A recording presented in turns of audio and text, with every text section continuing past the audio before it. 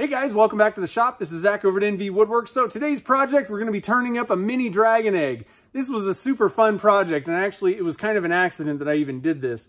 I had a bottle stopper blank that I made, and I used, it was that technique where I paint on the color shift powder, seal it with some 5-minute epoxy, and then cast that in resin. And the problem was the blank had a little air pocket down in the bottom, and I thought, I can't sell this the way it is. May as well try making one of these dragon eggs that I keep seeing Ben over at Ben's Worx making. He's been doing a lot of them on Instagram. And he's also got a video that I got a link on the screen here to that.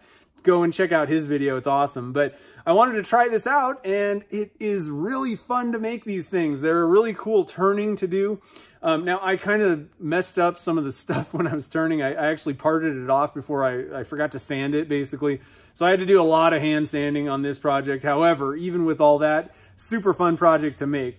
Like I said, not a traditional video of mine. We're just going to be doing a little bit of turning, basically. But made a dragon egg. It's pretty cool.